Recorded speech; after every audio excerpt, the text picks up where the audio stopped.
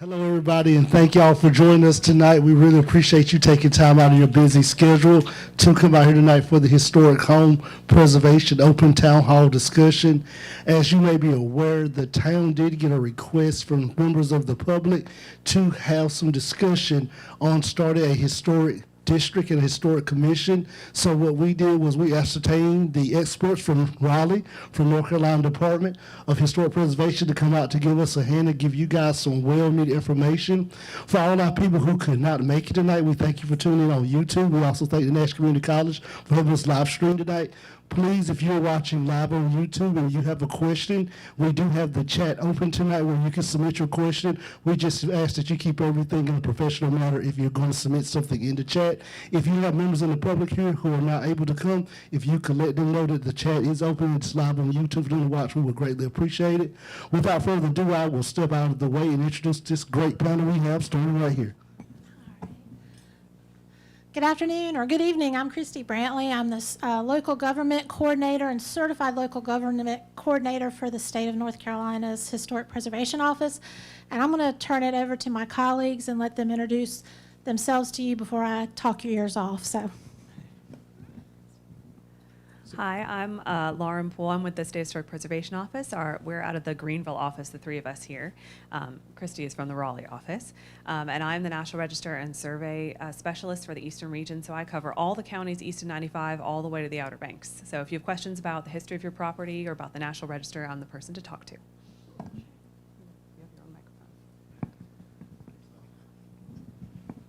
Good evening. My name is Wade Rogers. I'm a restoration specialist in the Eastern office. And this is my first time in Nashville, so thank you for having us.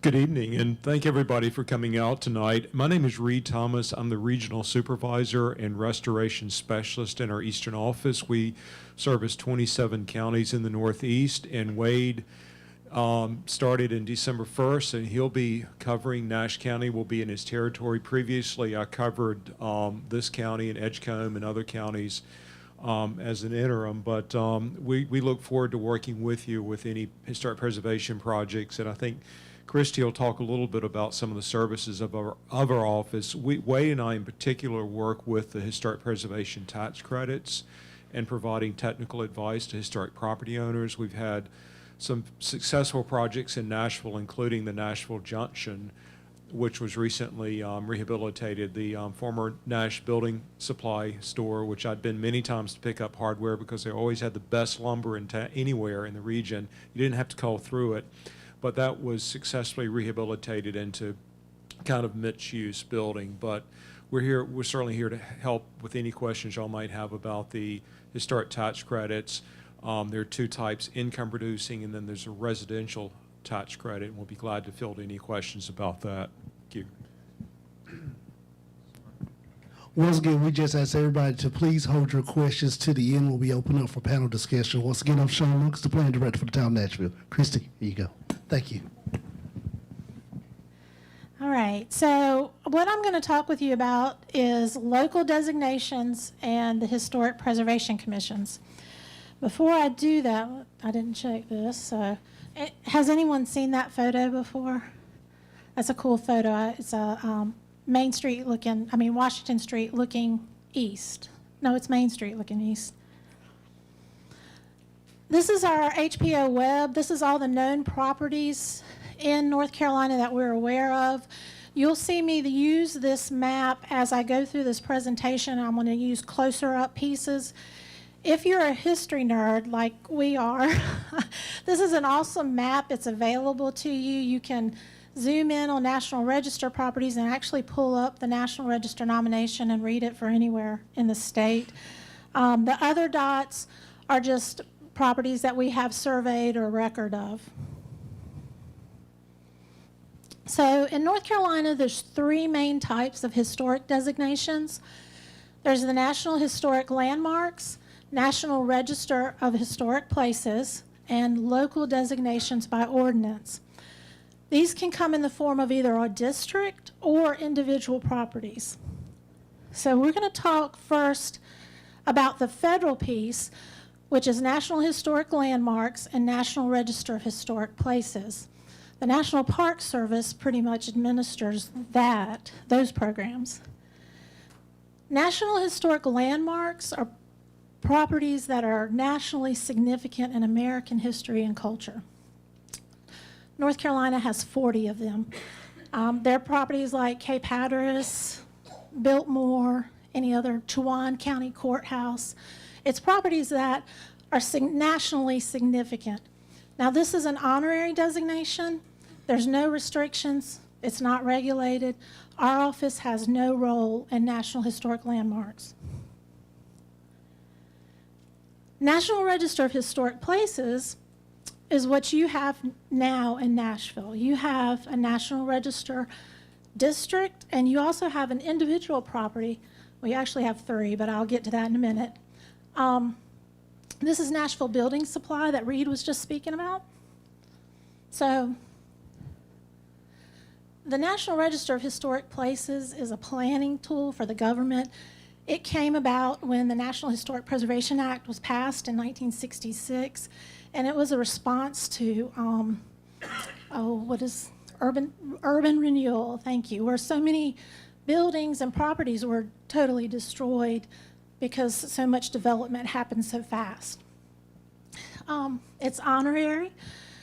Many of you live in a National Register and probably didn't even know it.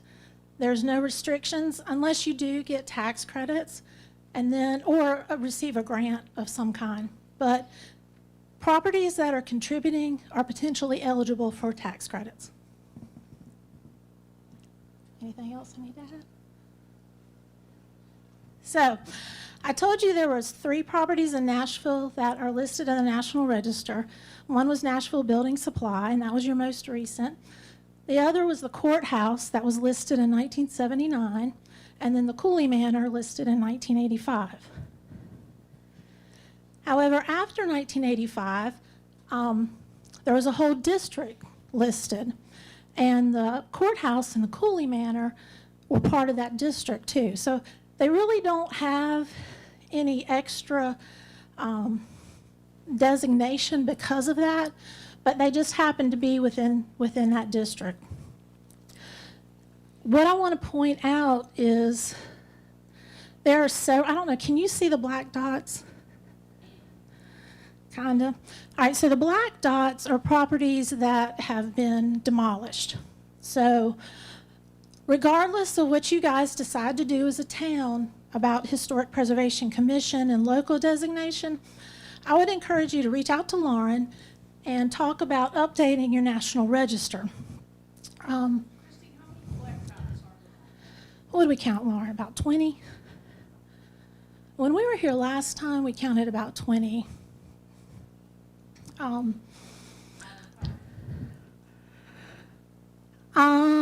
About 185, 190. Yeah. So there's a rule of thumb for historic properties. They have to be 50 years or older most of the time. There are exceptions, but most of the time that rule of thumb is 50 years or older. So when this district was done in 1987, contributing properties would have been built by 1937. So the period of significance is your oldest building was built in 1830, and then up to 1937. Reed was talking about tax credits. You have to be contributing to be potentially eligible for tax credits. And this is why I would like for you to consider looking into updating your National Register, because there are a lot of great properties that were built after 1937 that could now be considered historic and potentially benefit from those tax credits. One example Lauren and I saw was the Lustron House on Hilliard Street. Y'all know what I'm talking about? Okay, so that's considered non-contributing in this district, but it would be probably considered contributing if it was updated. The district would likely look a little different because there are so many demolitions, but that's a conversation with Lauren at a later date. But I do encourage you to consider updating regardless of what you do, if you go with the Historic Preservation Commission or not.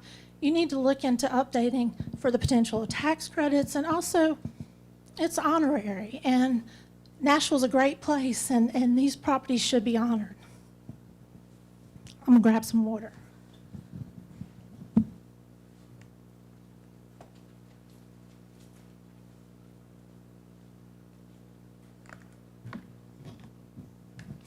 So I apologize for being a little nervous. I know a few of you, and it's kind of thrown me off, and I enjoy seeing these friendly faces, but still, I apologize. I'll get over it in a second.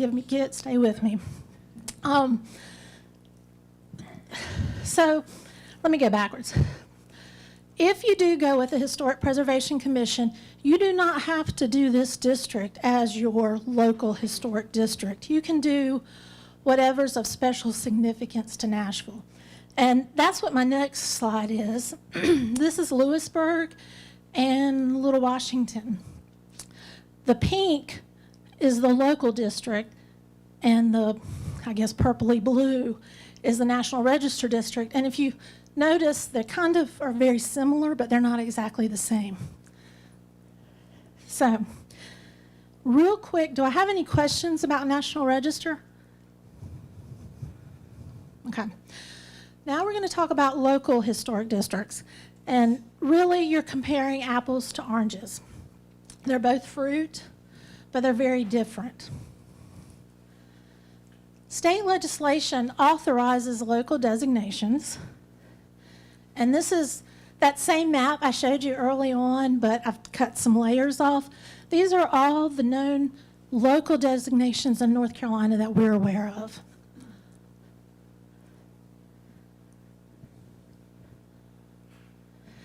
So local designations, what are you supposed to protect? So that's spelled out in state legislation, and it's properties or districts that are of special significance and possess integrity.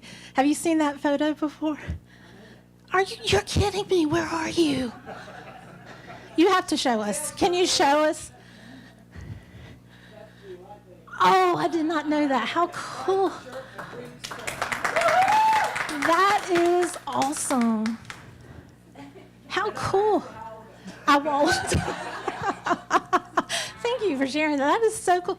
So that's former President Truman. And sitting in the seat beside him is Senator Cooley, Harold D. Cooley. So, but it's even more cooler now that you're in it. I think I got that off ECU's page. But to get back to what we protect, state legislation has you protect properties or districts that are of special significance in those 4 areas, and they need to possess integrity. So here's the fun part. Yes, local designations are regulated. They're regulated by a Historic Preservation Commission in a quasi-judicial process. We're going to talk some more about that.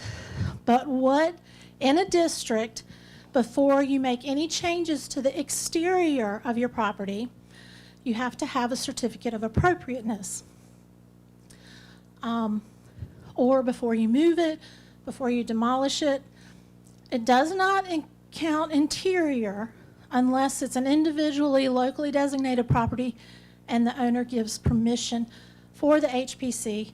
Sorry, HPC is Historic Preservation Commission. I'm going to say that again. So if you guys hear me say HPC, that's what it is. Before the Historic Preservation Commission can designate a property, the interior, before they can regulate it, they'd have to have the owner's permission. Districts and most local landmarks, it's just the exterior only.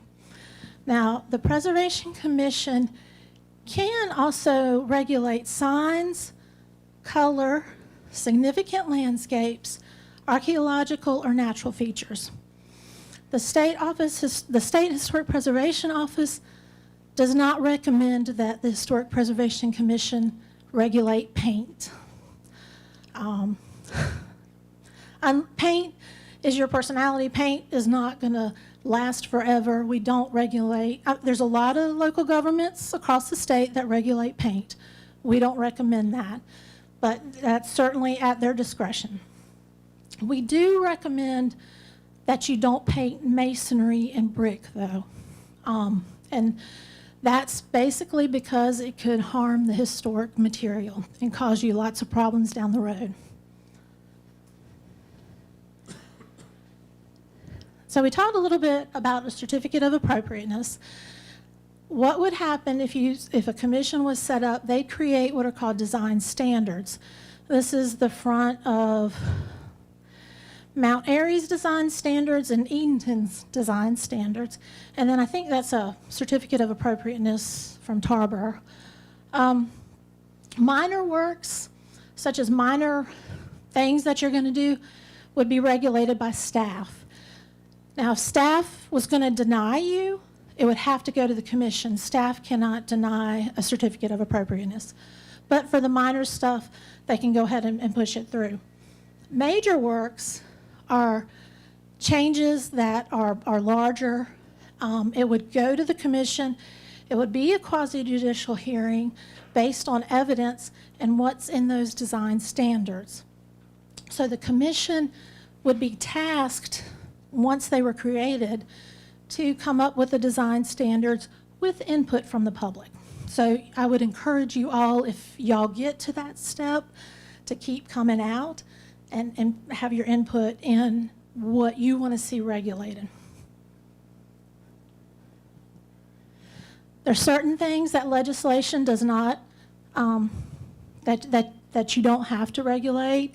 Ordinary maintenance and repair, as long as there's not a change in design, material, or appearance.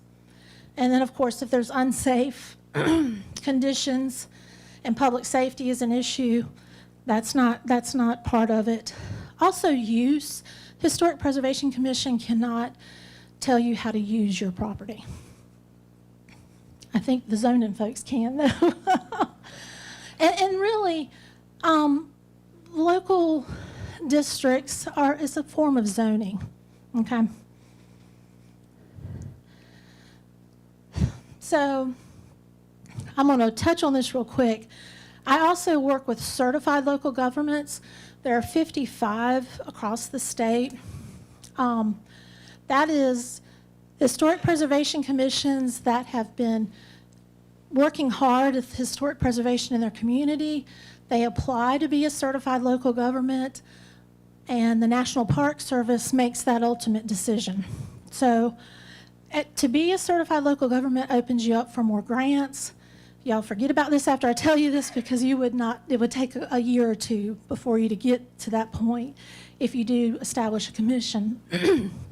But certified local governments have to do reports, and the 55 certified local governments did this report. In federal year 23-24, there were 2,115 certificates of appropriateness in those 55 local governments. 2,088 were approved or approved with considerations or conditions. Only 27 were denied or withdrawn. So overall, there's really not a whole lot that's denied as far as certificates of appropriateness. Again, this is just the 55, though. This isn't all across the state. Does local designation protect the property from demolition? Not really.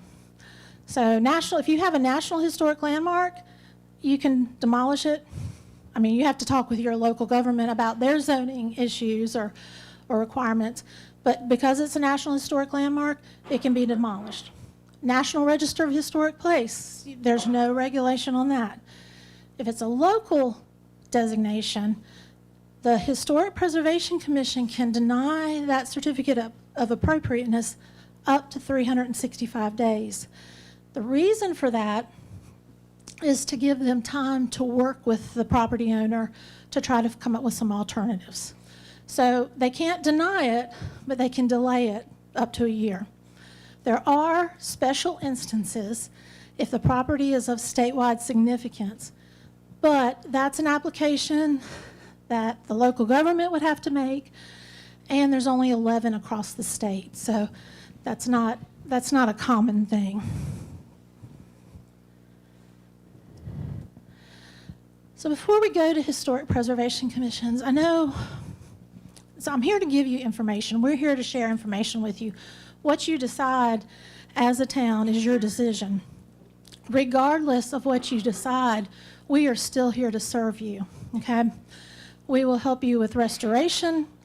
We will help you with building advice. We will help you with tax credits. We'll help you with National Register. We'll help you with local government. We're here to serve you regardless. The thing about a Historic Preservation Commission, the thing we hear most often, I don't want anybody telling me what to do with my property. Well, there's already zoning. And honestly, Reed and I were talking about this not long ago. Nashville's a great place. Your properties are beautiful. The town has so much character and charm already. You guys are mostly doing what you would be doing anyway. But you need to ask yourself, what about your neighbor that may move in? Or 10 years down the road, Nashville's a charming place. And when you drive downtown Nashville and see what you see, is it going to look that way in 10 or 15 years? And that may not be an issue for you, or it may. But that's just something you kind of need to think about. And I'm going to encourage you to kind of, when you're out and about the next several months, ride through some of your neighboring towns. Some of them have commissions. Some of them only regulate part of their area. But just kind of see what you see and kind of think about what you want Nashville to look like for your children and your grandchildren. All right. Everybody recognizes that. You're not in that one, I know. All right. Actually, I hope nobody's in that one. I think that one, I don't have a date on it, thank goodness. So if you were to decide to do a Historic Preservation Commission, the state of North Carolina authorizes that through legislation. I'll be glad to share these slides with anybody. That's the legislation I put at the bottom. You can read that yourself. Over 100 local governments in North Carolina have opted to have Historic Preservation Commissions that we know of. Even back in December, there was another local government that I didn't realize had a commission, and we offer services to them, but they're not required to check in with us. So it's an advisory situation only. But I found out another one back in December. The green ones are certified local governments that I spoke to you guys about earlier, and then the blue ones are non-certified. And all these maps are available on our website too. Historic Preservation Commission, you would need at least 3 members. I have that starred because if you do have your sights set on becoming a certified local government, you would need 5 members. So I would recommend you go ahead and do it in the beginning, do 5. Terms no greater than 4 years. They have to have special interest, and they must reside within the planning and development jurisdiction. I will not read this to you. Y'all can all just take a sigh. But Historic Preservation Commissions are given 11 powers. We call them superpowers. And part of that is to regulate. We've broken it down, and you can go back. That's a statute, 160D 942, if you want to read it. We broke it down into 3 groups. They identify, and then they recommend designation to the town council. They regulate, which we talked about, certificates of appropriateness, and they advocate and educate. It's really important to do that education piece because not everybody understands historic building material. Lots of the things that are being built today, are they going to be here in 100 years? No. That's Reed and Wade's wheelhouse. I'm just want to touch on that. But a lot of times, and correct me if I'm wrong, modern material does not react with historic material like people expect it to. Is that fair to say? So a Historic Preservation Commission would not just be regulating, but they'd be educating the public about the historic building material, best practices, the history, and we offer those services too. I do trainings which is kind of weird that I'm so nervous. I do several trainings across the state each year, but I guess it's because y'all are home folks. I don't know. But we offer, you're welcome to come to any of our trainings. We would encourage the Historic Preservation Commission to attend. We are also available to you to talk with you individually. But we encourage Historic Preservation Commissions to really embrace that education piece.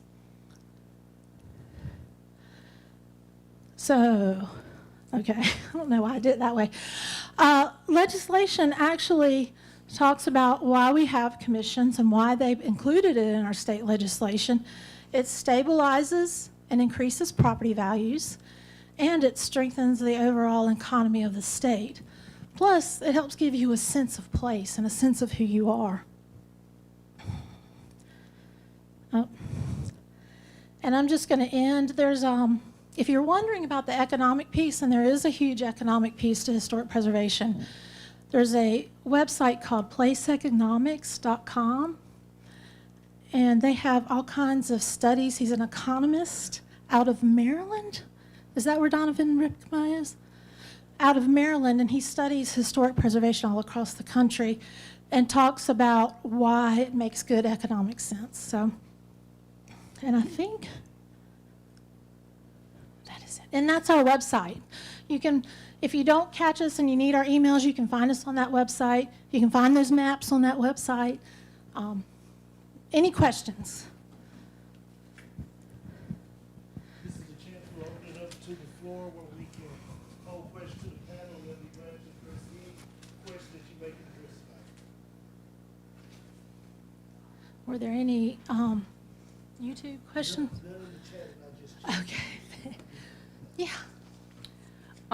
Can you go into a little more detail about design standards? Because you said the local commission would be charged to create them. Okay, if you have most local people who don't have a ton of experience in one or more of these areas, that scares me right there, because I'm like, design standards, what are we supposed to look for? You know, so details, please. Details. Okay, so design standards. First, we're going to recommend you use the Secretary of the Interior standards, which is, as Brett likes to say, is like the, how do you pronounce it? Hippocratic oath, do no harm. Make sure you do things that are reversible. There's 10 Secretary of the Interior standards. You can Google those. I meant to bring some handouts of the Interior's standards, and I can send you a copy too if you'd like. We recommend you kind of start there, but honestly, you can copy from your neighbors too. We recommend that you do that a lot. We're working with Kinston right now to update their design standards. Wake County, we also consult in doing design standards, and we kind of show you what we have seen that's worked really well across the state. Design standards, Kinston and Wake County got a certified local government grant to update there, so that's why we're working with them so close right now. Give me an example of just one or two standards. I'm looking at Reed. Reed's kind of my mentor, y'all. Wade is actually, is on the commission now and was on the Bath Commission. Thanks. So maybe Wade, you want to talk a little bit about your experience and from both before you even came to work for us? Just Sure. Before I started working at SHPO, I knew Reed prior, but then met Christy. And for the longest time in Bath, this was before I was involved with the Historic Preservation Commission, the councilman and the commission were kind of at odds, and the guidelines or the design standards kind of eventually just got watered down to basically an HOA standard, which is how the town wanted it. And we moved in. I got on the Preservation Commission and was just looking out for the oldest buildings in town. It is North Carolina's first town. And but we had a kind of like a sink or swim moment in the town where the commission, for the first time in decades, And the council members and the town at large kind of banded together when they realized that these standards, these design standards, that we had an outside investor come in to try to put, it was like a 15-foot wide, 2,000 square foot house with a top party deck right between in this little narrow lot, 20-foot wide lot. And it was just one of those moments where they realized they needed to do something, the town needed to band together. And that's when they just kind of rewrote their laws to just say what they wanted to do with the town. And Christie helped us through that. But as far as design standards, like the Secretary of the Interior standards is, like Christie said, repair rather than replace. If you're going to replace something, it needs to be with like materials or a like style, so you retain the integrity of the architecture. And yeah, like colors, that's usually like a secondary or a not major work. What is minor work? Minor work. Yeah, colors and usually roof. That's a minor work. Yeah.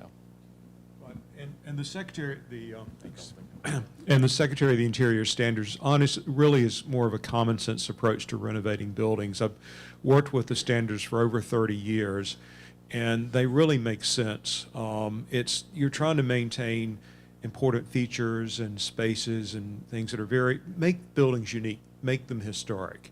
And for commissions, they're really looking at exteriors by and large only, facades, secondary facades.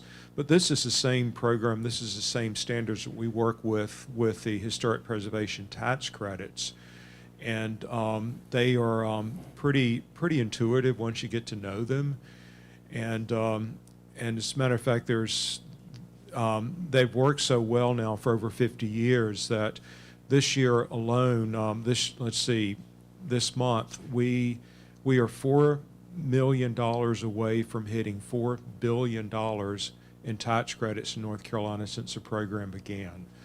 So, which is pretty much an industry across the state, and particularly in our rural areas. And it's this interest in trying to maintain at least as much as you can what makes these communities so unique, the buildings, the personalities, that draws a lot of interest and really helps build community. So it's been a real successful program, and it's helping us bring back, regrow our economy in the Northeast. And I don't think we really suffered tremendously from the recession like some bigger urban cities, but I think we've had aging population, and we've seen people move away and give up buildings and businesses.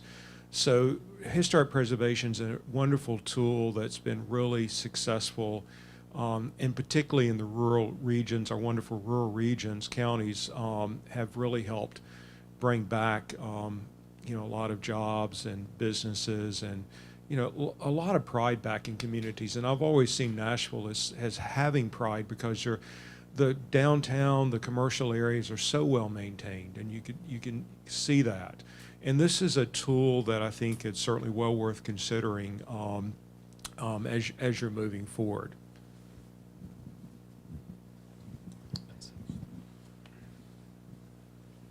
Will the city look at this area with any special favor in terms of things like sidewalks and things like that? I have a nice old house over here, and I've been trying for 2 years to get the sidewalk fixed. It's really in disrepair, and I was just wondering how the city, what kind of commitment they'll make for something like this. So before I pass it to Sean or Randy, so sidewalks and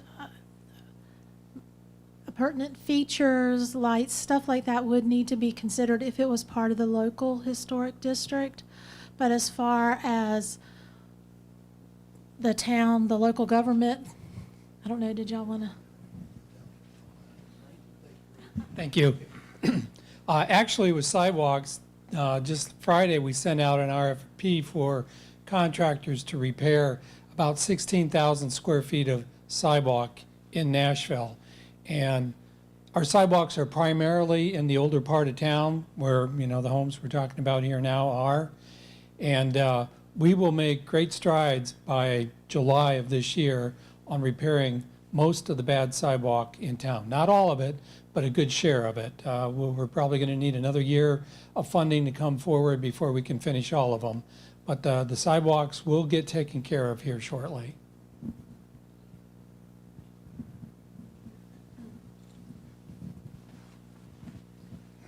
Hey, excuse me for being late, but I may have missed this.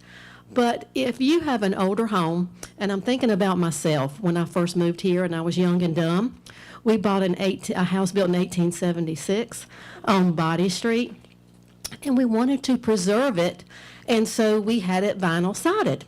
Now, it's on top of the wood. Is that a problem? And then also, of course, all these older homes have hand-blown glass windows, and I was young and dumb and wanted them gone, and they got gone, and we put vinyl windows in.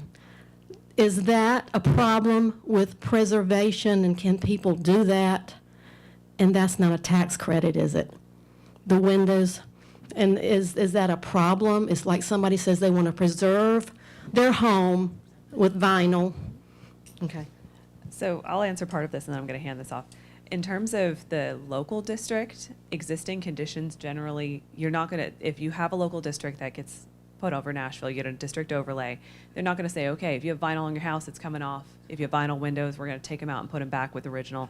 Existing conditions are not going to be affected unless, say, for in the future, you want to replace that vinyl siding. Then that becomes an issue that might come before the commission. So, no one in the commission is going to come around and tell you to take all your vinyl off and reverse all those changes, and we're not going to live in, Williamsburg or anything like that. So that's not something to be concerned about. But in terms of changes that have already been made, so putting vinyl on or replacement windows, if that's something you want to reverse, then you want to talk to these guys.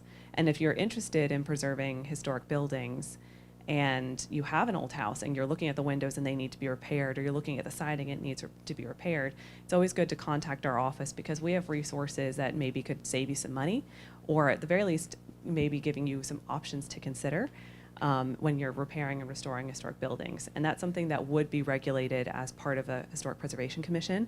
So if you did have a historic house in your neighborhood and you had purchased a house that was in a local district, and you wanted to take out the windows and replace them with vinyl, that would have to come before the commission, and the commission would look at those design guidelines that they had established and determine whether or not that was a change that would be allowed under those guidelines. So that same thing with vinyl siding, or if you needed to put a new roof on your house, build an addition on the back of your house, all of those things would come before the commission, and or through a minor works review with the town, with your local planner. But in terms of restoring properties, I'm going to let Reed and Wade talk about that. Okay. Well, and also for tax credits, if you have vinyl siding on your house, you don't have to take it off. You can keep what you've got as long as the building is a historic or contributing building in the district.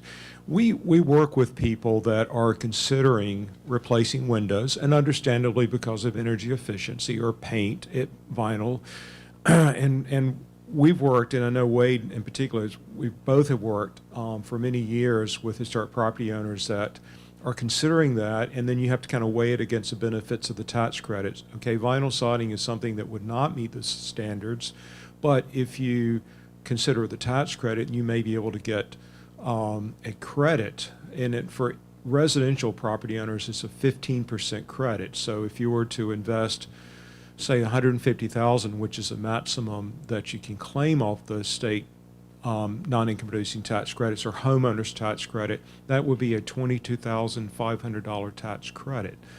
So that could go towards repair, painting, and then we can certainly give you guidance, advice. I've worked with many people that have taken the siding off their house and gone back and paint.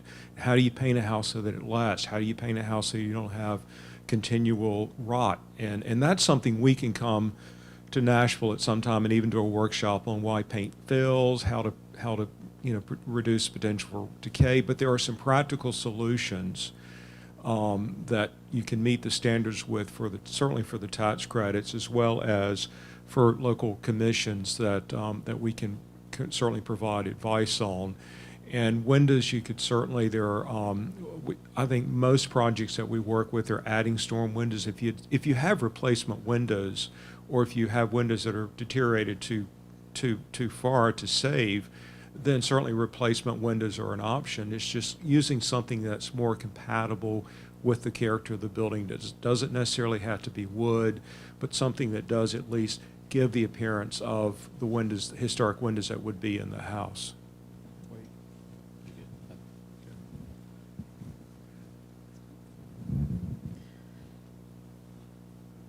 Reed, I'm going to let you speak real quick. Just if you or Wade will talk about what percentage for income-producing properties, which also includes rental.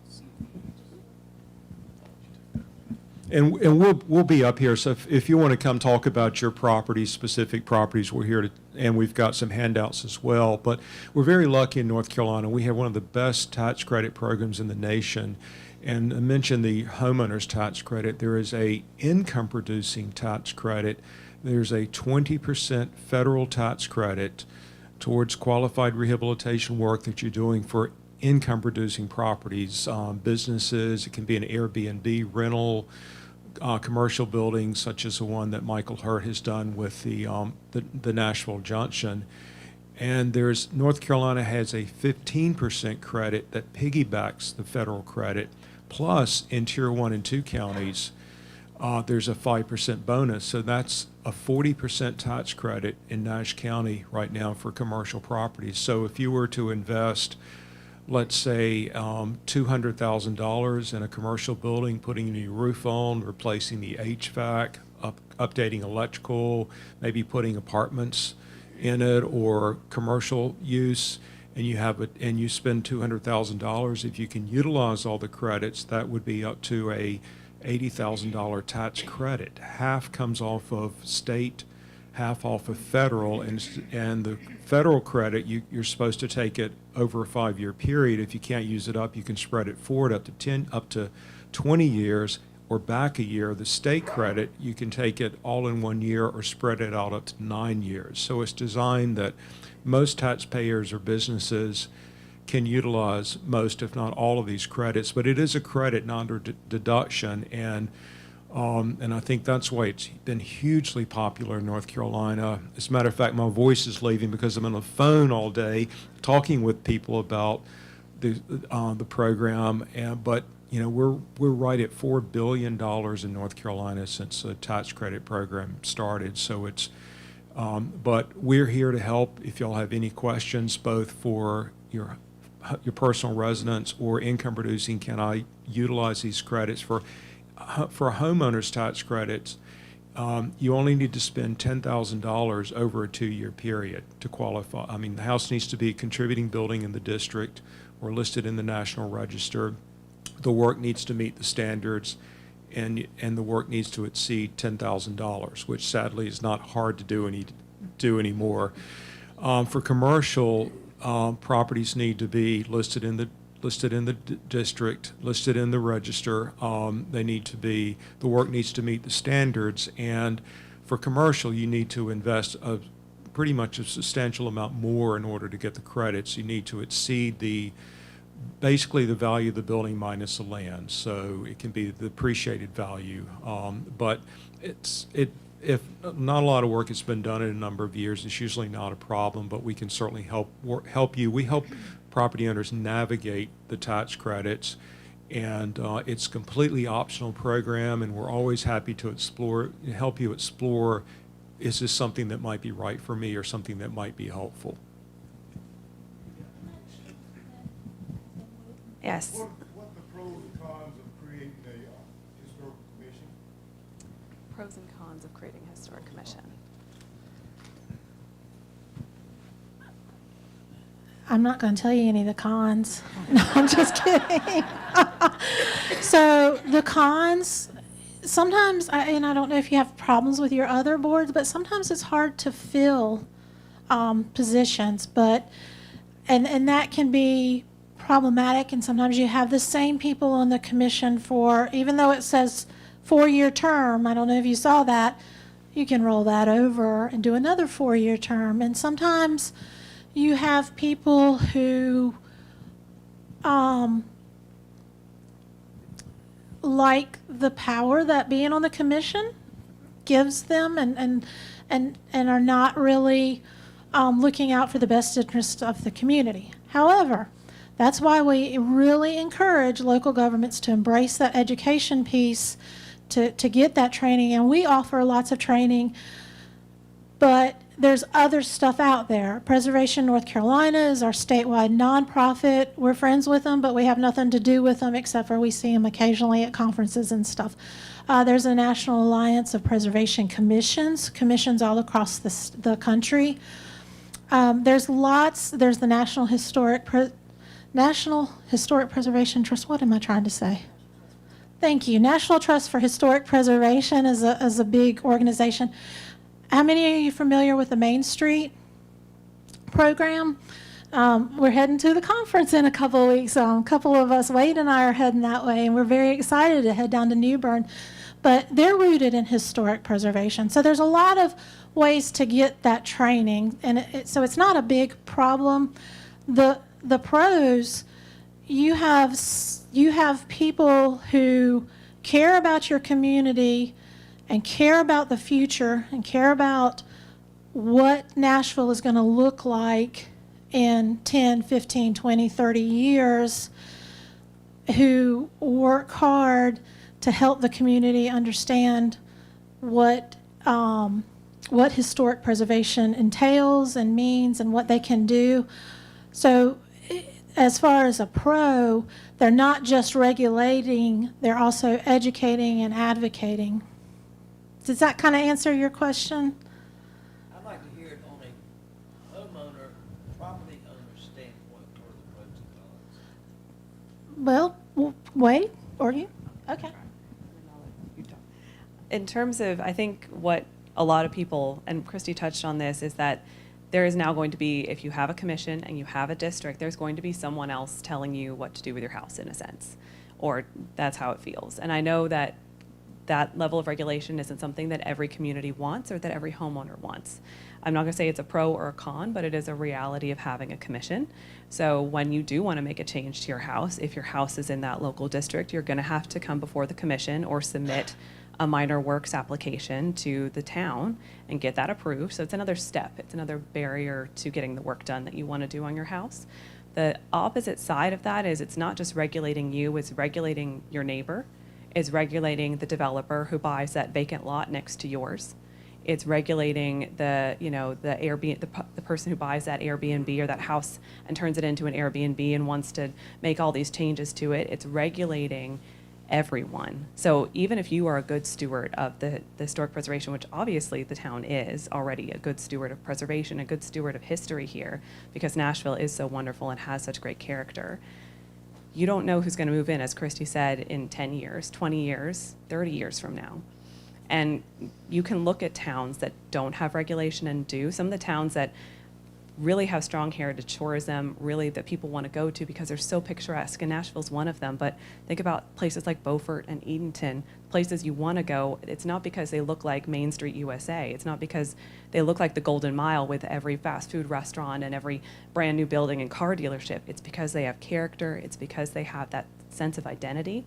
So it is a bit of a collectivism in a way. You have to look at it as it's benefiting. Yes, it's putting another regulation on you as a property owner, but it is also benefiting you. It's maintaining, as Christy said, the property taxes. It's maintaining that neighborhood that you love so much.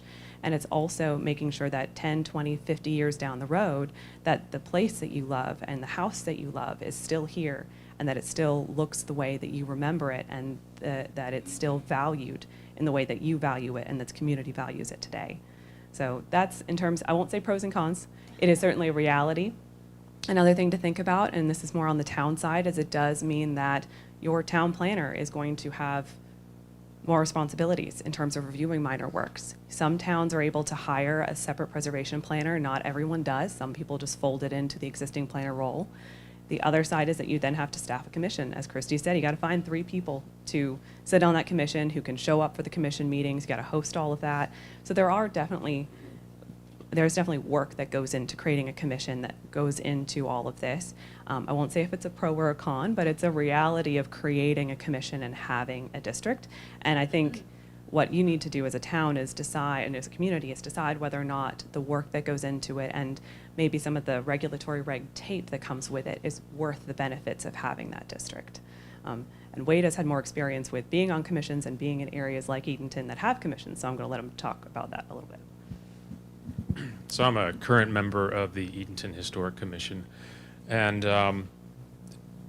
you know, the one thing I feel that our commission helps with the property owners within Edenton is when we see projects come across our tables, you know, we can sort of help, and not in a overreach or an egotistical standpoint, but if they're going to put a type of wood on their house or a type of material that it's within the standards, but if you have people that are educated on the commission, they can just spot something that's like, hey, we have a lot of experience in this town with, you know, salt water in the air or whatever. That kind of wood does not last longer than 5 years.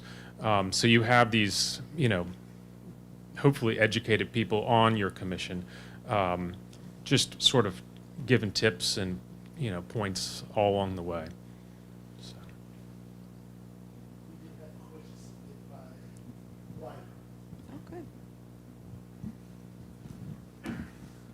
This is from Mr. Thomas Bowling. He truly apologized for not being able to make it tonight. He had some obligations that kept him from being here tonight. But the questions he sent in this letter was, number one, what if a homeowner cannot afford to repair or replace with original materials? Will past repairs work be revisited? Will arbitrary inspections be established? And also, what will be the goal of achieving and creating the Historic Preservation Commission? And we'll also submit this letter into the record. You don't put that up yet, because I can't remember all that. And if y'all feel free to jump in, because there's a couple areas. So what, oh, okay.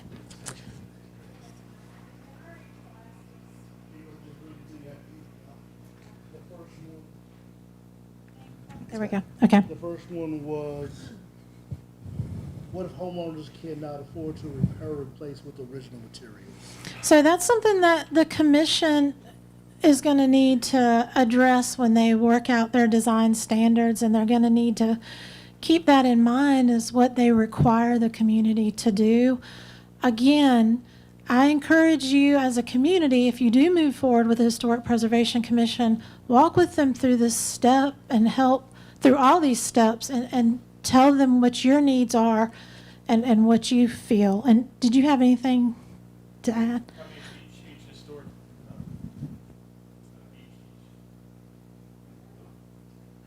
each historic district is going to have its own, you know, bylaws and feel.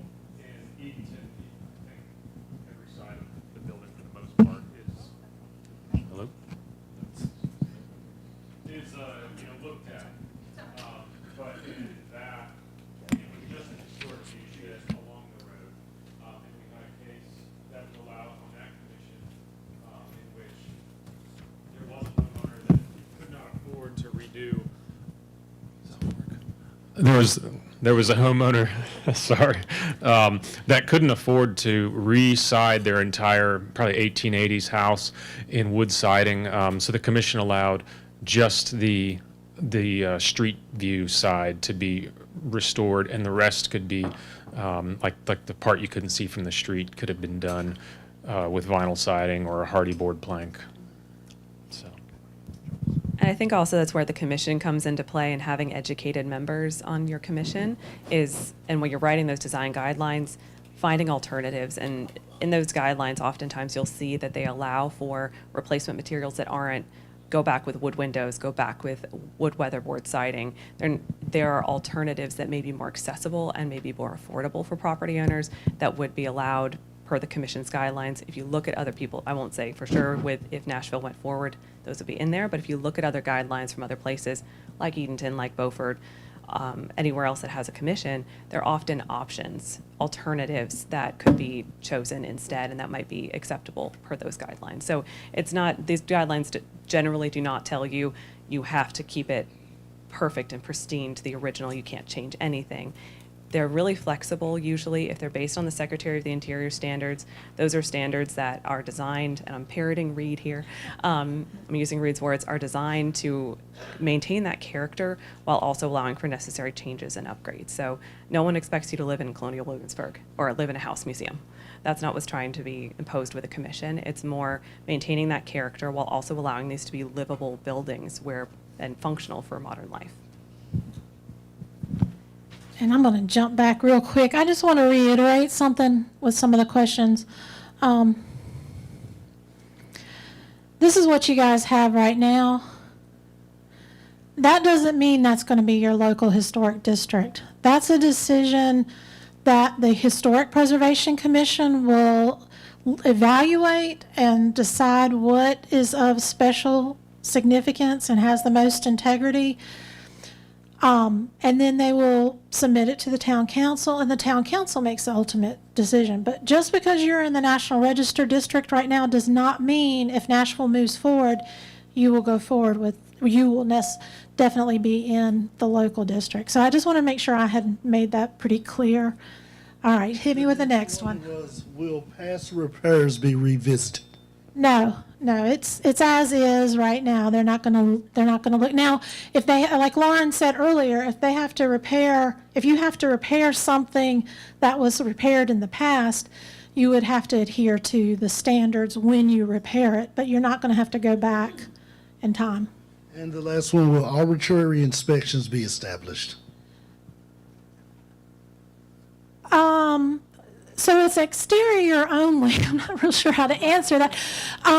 It's exterior only unless, I hate to give you all these unlesses. I feel like we have thrown so much information at you, but there are the possibilities that you could have an individually landmarked property, and if you give the commission permission, they can regulate the pieces of the interior of that. They can regulate the staircase or the mantel or the ceiling, but that's at the owner's discretion. So they could ask for permission to go in. As far as being on your property, in that 160D 942, which is North Carolina General Statute, you can look at the property. I mean, you're going to drive down the road and probably see that, and you can go on the property with permission of the owner, but it's not any different from any other zoning. It's very much the same as far as how you would handle other zoning issues. Yes, sir. Is that one working? It is, that one's back. Yeah, that one. I got you. Oh, okay.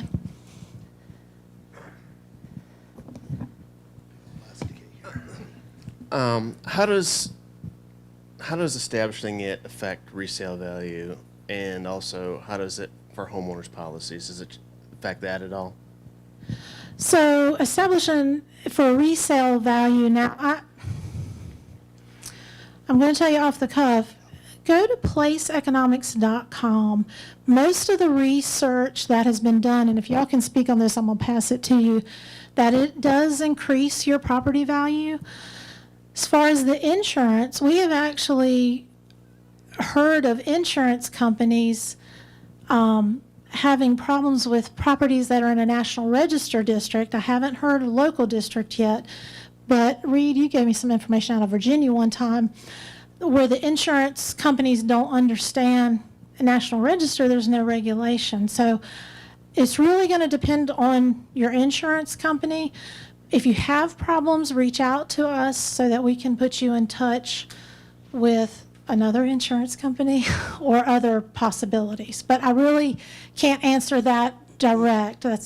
Y'all have anything to add? I feel like I kind of jumped around that. Yeah, I've had maybe 4 or 5 people contact me over the last 10 years that the insurance companies wanted to raise their premiums because they're in a National Register district. And so we pulled together some information, and the state of Virginia actually has it on their website just to provide some basic facts about the National Register, that it doesn't place restrictions or obligations on property owners. It doesn't require them to build it back the exact same way or anything like that, but it's usually clarification. So there are, but we are here as a resource. So if y'all have questions as a property owner, or certainly the town commission, contact us. We are daily communicating with local preservation commissions, property owners, and anything like this that comes up, because we want to learn about it too. But I'm not aware of any, never had anybody, as far as having a property in a local district, have issues with insurance companies, but we've had a few questions about properties in general. And there are, how many properties on the National Register across the state, Lauren? I'm not sure how many actually are on the National Register, but I've had this question too for National Register, never for local.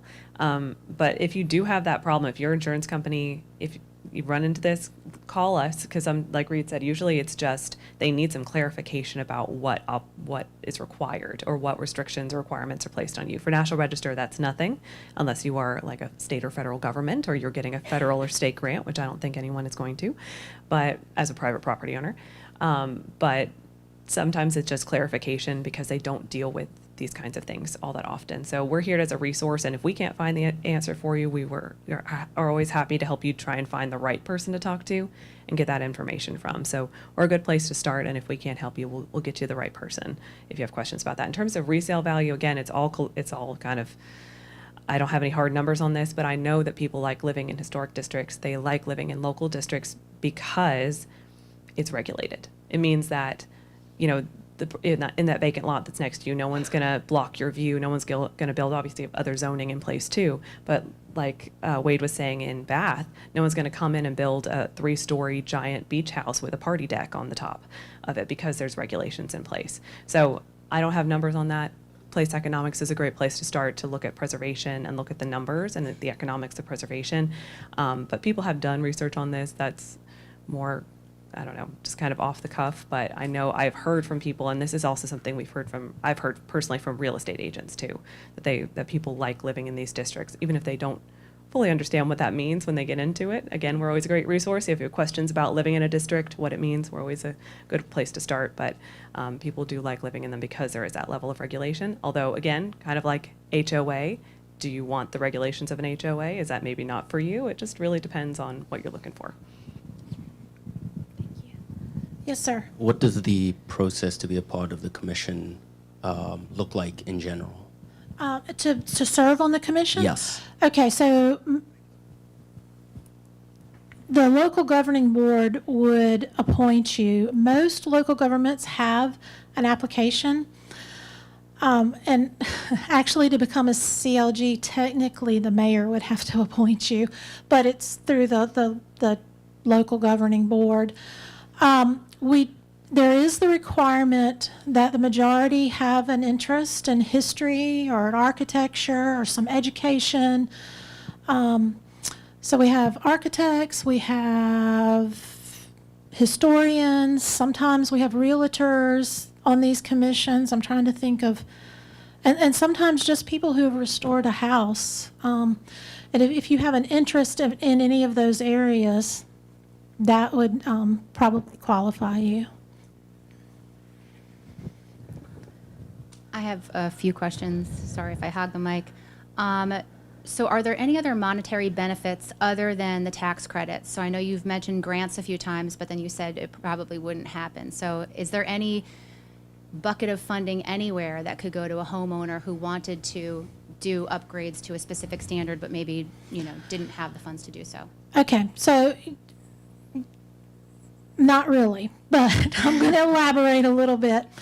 So the tax credits, if your property is a contributing property in a National Register district, we're not talking local, the potential is there for you to have access to those tax credits. That's one reason why I really want y'all to talk to Lauren about updating this, because there's a lot of great properties in Nashville that are not included in that district that could benefit from that. There are no grants for private properties that I am aware of. I hesitate to throw more information at you, but here we go. If the commission opts to individually, locally designate properties too, in addition to a district, but just have, you know how we had the courthouse and the Cooley Manor and Nashville Building Supply? They were individual National Register. Cooley Manor is pretty significant property. If they thought, you know, that should be an individually, locally landmarked property, individually, locally landmarked properties can get up to a 50% tax deferment.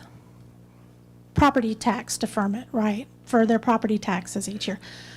That's the extent of it. That was pretty much tax credits and then that potential. I was also wondering if you could go over what minor versus major works would be, just a couple of examples so people know what that would look like. Yeah, and Wade, do you mind? Because since you're right on the front line. Sure. It varies. It would vary from local government to local government. Yeah, that's true. It varies just depending on your bylaws and your design standards. But a good minor work like paint choices, paint colors, tree trimmings usually is a minor. Anything that's not in the historic view shed is typically a minor. You say like screen doors or a change on the back door, that's usually a minor. If it's a repair, say you just replace your roof wholesale, you just say, hey, we're replacing the roof. In Edenton, we don't even do the fee for that as long as you're not changing the material. If it's just 3-tab shingle for 3-tab shingle, that's considered a minor. But say you're gonna replace all the windows on the house, that would be considered a major. Doors, windows, siding. A whole new driveway, that would be considered a major in some towns. I'm mostly speaking from my experience in Edenton. But any like major architectural changes or major changes to the site, usually it would be considered a major. Okay, thank you. I also wanted to know, what does the commission have to regulate? Is there like a bare minimum that they must regulate? Yeah, and that's found, if you want to read behind me, it's in North Carolina General Statute 160D-947, and it's anything that's erected. Hold on, I've got this on this. I would try to memorize it and tell you straight off, but I would mess it up. While I'm trying to find this, I'm not going to give away too hard of a time, but Edenton regulates paint colors, don't they? No? Okay. It's a minor, but they regulate it. Right? They have to have a COA to paint their house. So we don't recommend that, even though we love Edenton and Wade. We don't. That's right. It's not your rules way before. And that was a big deal a long time ago. So, and it may be a big deal to you. But anyway, anything that's done, that's erected, altered, restored, moved, or demolished. It can include fences. I was trying to memorize 160D-947. Pertinent landscape features are part of it. However, significant landscape features or features, it's at the discretion of the commission. And Wade mentioned trees. Not every commission regulates trees. A lot do. Washington does too, I believe, but several do. But it's pretty much any changes to the exterior of the property, especially what's going to be seen as people are walking down or driving down the road. Okay, so there would be no way to create this commission just to be able to say, no, you can't demolish something for 365. You'd No, have to ma'am. regulate those other things. You'd have to regulate, Okay. yes, ma'am.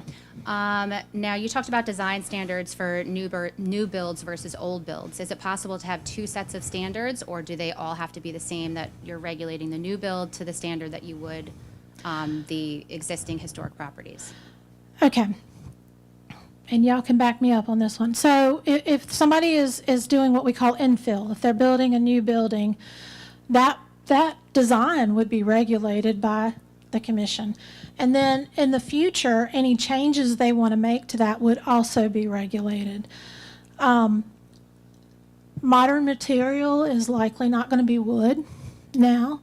So if they made any changes, it would be in like kind, right? Is that the right terminology? In like kind. So the commission would have them regulate it in like kind. I guess my question is though, could you have two sets of standards? One for someone who's building from scratch versus someone who's repairing an existing historic place? That would be a good question for the town attorney. I've never come across that before. I know like some of the larger places have different design standards for different districts. So possibly, but that would definitely be a legal question to ask the attorney. And my final question is, I know this would never happen, but if there was an abuse of authority on the board, on the commission, does the town council have any authority to remove someone, dismantle the board? I don't know. I think it would be handled just the way, how would you handle a board of adjustment, Sean? Because board of adjustment is quasi-judicial. Quasi-judicial. If we had somebody like that, we would seek advice from the town attorney to see Okay. if it reached warrant to have them removed if they were doing stuff out of malice or just plain malice act. So we will get with our town attorney to see if the removal needs to be placed. Thank you. I'm glad I'll come right back to you, Bill. Yes. Y'all have got some good questions. I appreciate you hanging with us tonight. Are there municipalities of our similar size that you could point to that are good examples that are middle of the road, that don't go too extreme, those kind of things?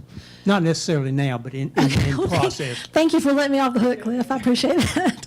Yeah, there are, and so on our website, those all those local governments that have historic preservation commissions, if you go to this map on our website, you click on whichever one it is, and it will give you the contact information for the person. So if you want to talk to any of these people, Tarboro has a commission, Franklin County, they have one too, but Lewisburg is what I'm thinking of. And a lot of and neither of those are certified local governments, surprisingly, but they come to the trainings. Yeah. So if we have a couple houses like this where it's a second or third generation person who owns it, but they have to have that house and they won't fix it up, they won't do anything with it, it's just rock. How do you handle a situation like that? Okay, so I would encourage you to pass a demolition by neglect ordinance. And that's a whole nother ballgame. I think it's in 160D. It might be 949 or 950. I can look that up and let you know. But what that does is it's called a demolition by neglect ordinance, and about half of those certified local governments have one. So about 50% of them have one. Washington has one, I know right offhand. And the purpose of that is to encourage the person to do what they're supposed to do to keep it up to stand, at least so it's not derelict, but you're trying to find the sweet spot where it's not such a bad state that they can't fix it, but that it also doesn't go too far. So that's what that demolition by neglect ordinance does. It kind of encourages people to do the right thing, or they do demo the house, and then they would have to pay for it. You guys would demo it, and they'd have to pay for it. And just for the citizens, we do have that in our ordinance over in the town. It's under our abandoned structure ordinance that we enforce through code enforcement. If the property is abandoned, it meets our threshold of unfit for human habitation or unfit to be repaired with the 50% threshold of tax value, then that's when it goes through the process of the hearing, brought before the council. The council then gives additional 60 days to get the owner to try to comply. If not, by day 90, it comes back to the council where they vote on the ordinance to have the property demoed, and of course with all the bill being billed over to the property owner of the tax card record. So, yeah.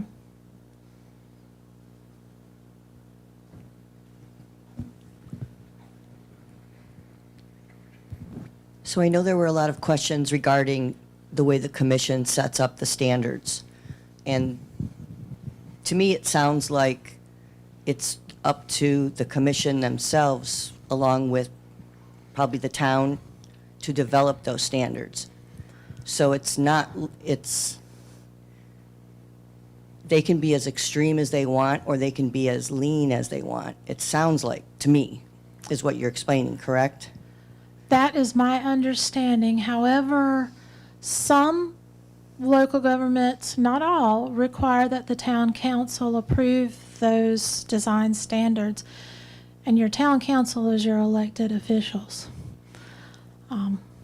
So, yeah. Hey, most neighborhoods have restrictive covenants. You know, you've got to follow the rules.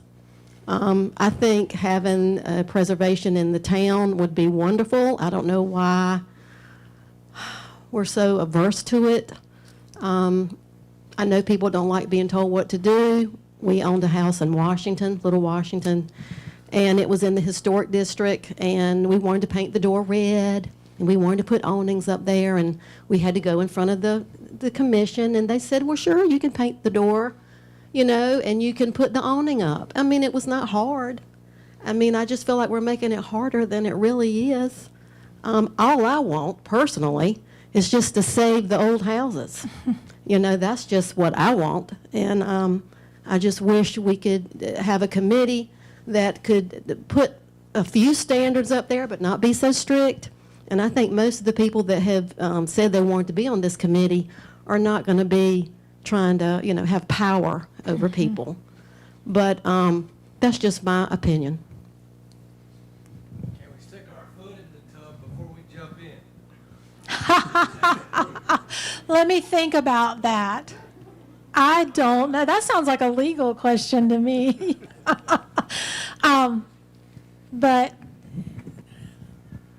yeah, I think you would have to have a lot of town meetings. But as far as, so a Historic Preservation Commission is established by ordinance. So once you've established that ordinance. We're the ones that don't do it. Right. Yeah.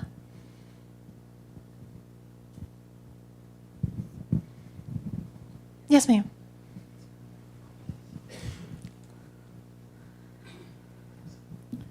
You mentioned earlier that there are certain materials that don't go with other materials.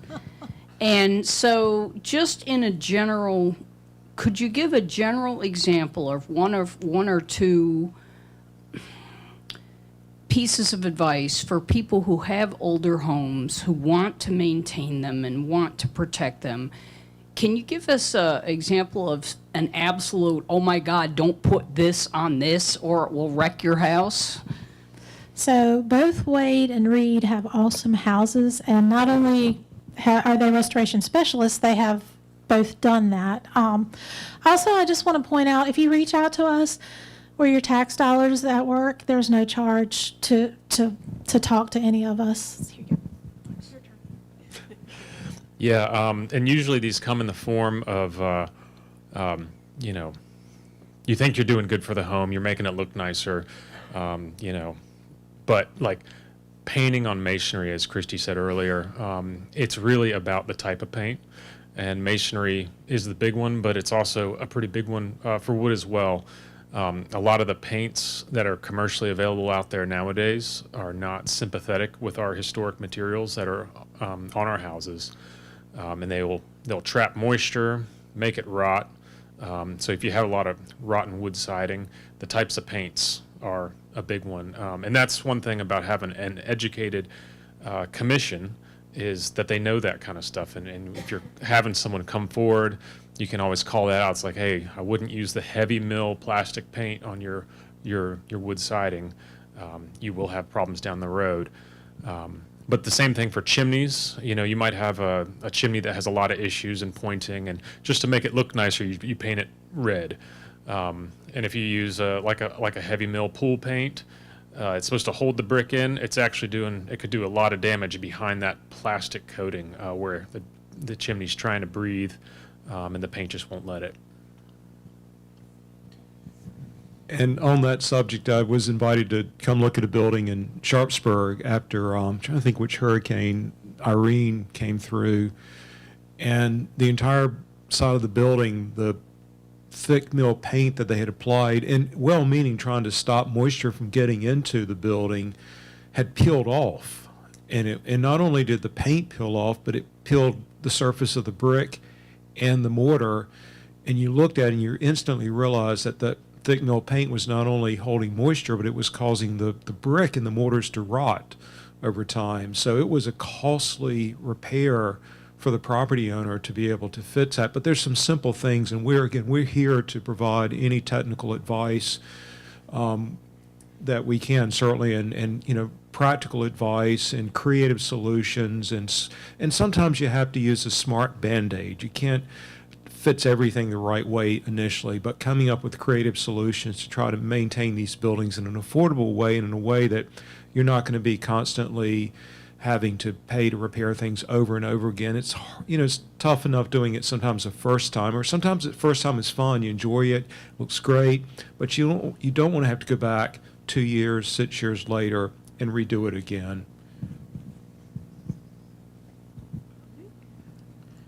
Do we have any more questions from the public? I didn't see none in the chat. Yes, excuse me, James. Silly question. I have a house. It has a large backyard. I decide I want a Rottweiler. Can I put any kind of fence behind my house if I'm in the district and everything, or would it have to be approved by the town of Nashville? So it would have to be approved. If it's in the backyard, it could probably be a minor works. Depending on how they set up the design standards is going to depend on that. I know of some commissions that don't regulate the backyard. How did they do it in Bath, or how do they do it in Edenton if it's behind where you can't see? You would have to come before the commission. Well, yeah, and you would have to come. But so in Edenton, there's like in Edenton, there's a in the front of the house you have a minimum height of 3 feet for your fence. On the sides of the house, minimum height or maximum height, excuse me, for 3 feet, and maximum height of 5 feet. And once you get like past like the back third of the house, or back 2/3 of the house, you're up to 6 feet. So Bath was a lot different. It just kind of it went before the board, and it usually wasn't a big deal. But if you lived on a corner, it was different. Yeah, yeah. And just remember, the town does have a zoning application for fence regulations. So if you are going to install a fence, you would still have to go, even if we didn't have a district, you still have to come to the town to apply for the fence permit and be approved by the town. What I meant was for, would it have to be fitting to the set? Right, versus just installing the fence. I see what you're saying. Chain link fence on a, Right. 83 pounds. And that would depend on the commission and what's in the design standards. And like Wade was saying, it varies. The big thing for the commission and 160D 947, which talks about certificates of appropriateness, and y'all, I'm going to butcher this pronunciation, I apologize, but in legislation, it's to prevent changes that would be incongruous with the special character of the district. So more than likely, it would have to be something that kind of fit in the district, but if it's on the view shed, like you said, you're on a corner. Yes, ma'am. Do y'all have anything to add? They're all in Greenville. I'm in Raleigh, but I really want to be in Greenville with them. And I started out in Greenville with them several years ago. But they all have Nash County in there. They're in that little, in the Humber House right there on 5th Street in Greenville. So now you know where they are. You can go see them. Yes, ma'am.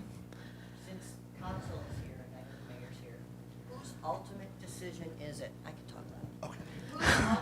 Whose ultimate decision is it if we decide, or if the town decides to go with the commission or not? The local governing board would establish a historic preservation commission by ordinance. So it is the local governing board's ultimate decision. And this is a good time to ask a question that we have been talking about earlier this evening, this day. For everybody who lives in the district, can we just get you to raise your hand so we can see who are the ones that would be in the actual district? And that's if you use that district, you can do anything. And it can be Yeah. condensed. So the question we have first for the people who live in the district, would you be willing or open to having a historic commission? Yes or no? If you won't, raise your hand, yes. All the yeses. 1, 2, 3, 4. 1, 2, 2. So 1, 2, 3, 4, 5, 6, 7. I got 7, Randy. If you, yes, sir. If you are living in the district and you do not want a commission, let's see your hand. Okay, now the next one, if you are unsure about it, it's still on teetering. I think we got 3 unsure, 4 unsure. Now the next question to James, I'm coming right to you, sir. Can somebody come in and ask the request to be business, put in your backyard and have a parking So lot in your as, backyard? as a Historic Preservation Commission has no, they cannot regulate use. That would be a town. Zoning, that's right. Now, the next question is for the entire mass audience. If you are not living in the district, but you are here in support of it, could you please raise your hand so we get a tally of who thinks we should have a district if you don't think you're going to live in the district? So we got 1, 2, 3, 4 out of that. If you're here from the general masses and you do not think we need a district, please raise your hand so we take a tally of that. We have 1 from the general masses who don't think we need a historic district. And I understand not being sure. It's a big decision. But again, please feel free to reach out to any of us if you have questions. And if you decide not, I'm going to reiterate, if you decide not to go with the district, we're still here to help you, so. And then for the people who are not living in the general masses, if you are unsure and you live in the general mass population, you're unsure, please raise your hand. We have 1, 2, 3, 4 for unsure general masses. We'd like to take the time to thank everybody for taking time out of your busy schedule this evening to come out tonight. We will be looking forward to talking to our council about this, seeing what our next steps are. We do have the panel that is still here to be able to address any questions you have after we end the live stream. And if we do decide to move forward with this, we may be asking the council if they want to do another open town hall session to bring the panel back again to get a little further more in details and some other questions. Thank you all. We truly appreciate you coming out. Good night.